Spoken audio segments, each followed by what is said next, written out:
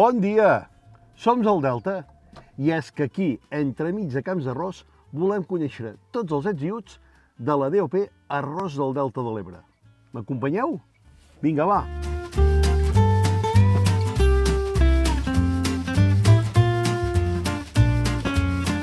veure aquest home, ho veiem per aquí.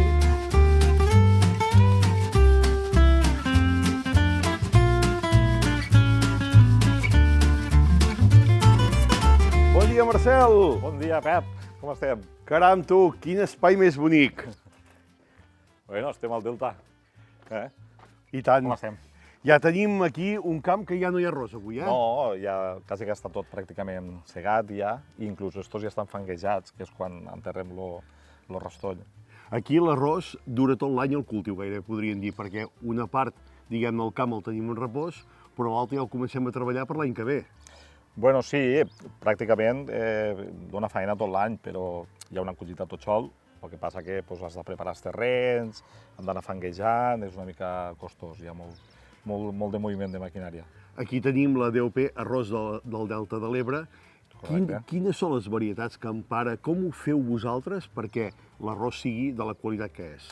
Bueno, la DOP, com totes les DOPs, el que intentem és mantenir les varietats tradicionals, no?, del Delta, i les varietats que tenim són lo Montsianell, lo Bahia, ara va entrar el J. Cendra i per primera vegada va entrar un arròs llarg, que és l'Olesa, que és un arròs també que té unes qualitats culinàries molt bones, i també està el Sénia, el Montsianell. Són varietats típiques d'aquí del Delta, que també tenen molta relació amb les de València, vull dir, la DOP de València i la nostra pràcticament són les mateixes varietats.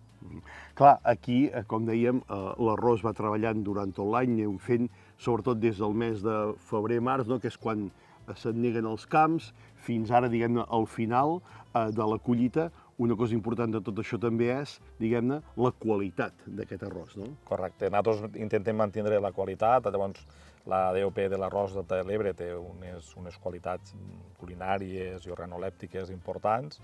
Són arrossos que són semillars perlats, generalment.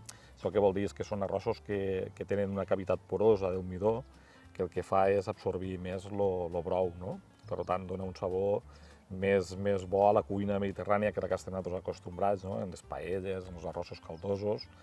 Llavors són arrossos que tenen una certificació bastant estricta, no poden tindre, ha de ser extra, això vol dir que l'arròs no pot tindre més d'un 4% d'imperfeccions. El tipus de blanqueig també ha de tindre un blanqueig, un polit, en unes referències, no? I llavors també, bueno, ara també va entrar l'integral, vam aconseguir que entrés l'integral, però tant l'integral no té el mateix polit que un arròs normal, no?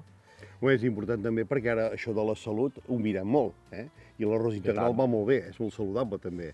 Sí, bueno, és un arròs que té unes característiques que manté més la fibra i és un arròs, tot i que té un temps de cocció molt alt, no? És l'únic que no m'agrada d'integral, el temps de cocció. Però bueno, és un arròs que aporta més fibra que un arròs que està més refinat. Marcel, dins la DOP Arròs del Delta de l'Ebre teniu arrossos podríem dir, de les tres grans famílies. Rodó, perlat, no? Sí, tenim rodó i llavors tenim el semillar perlat, que és el que nosaltres normalment diem que és redó, però és el semillar perlat.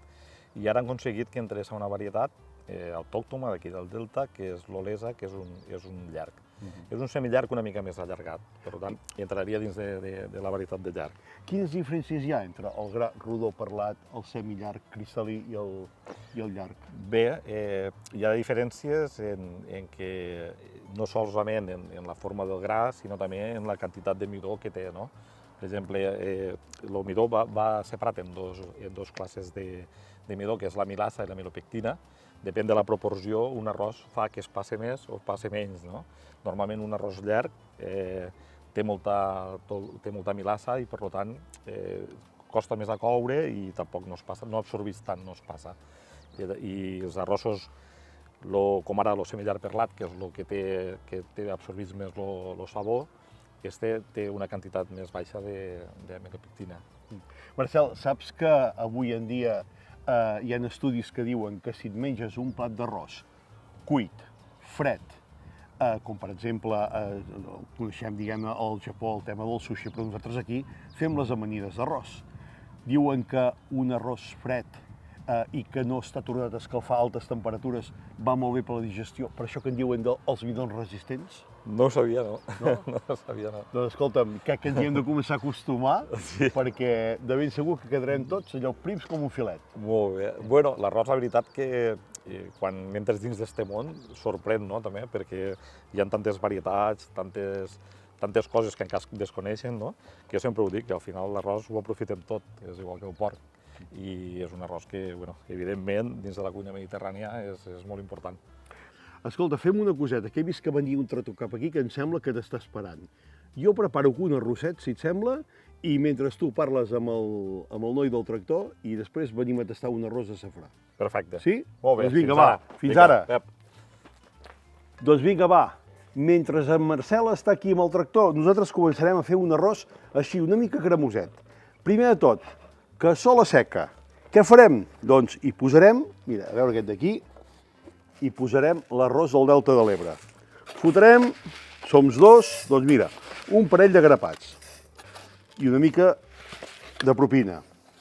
Normalment un arròs cremós es comença posant-hi una mica de greix, una mantega, un bon oli d'oliva verge extra, però un bon cuiner italià de 3 estrelles Michelin em va ensenyar que un arròs cremós també es pot començar així sec, perquè els grans arròs es comencin a assecar, comencin a agafar aquell to. Ja ho veureu. I ara hi posem l'or que tenim a aquestes terres catalanes, el safrà. Deixarem que es torri una miqueta i ja hi posarem el brou. I ara el brou, de mica en mica.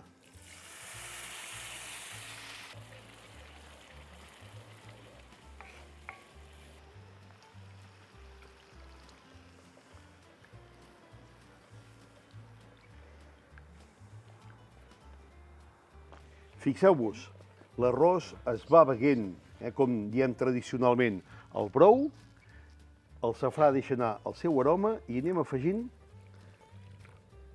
petits glopets de brou perquè s'acabi de coure.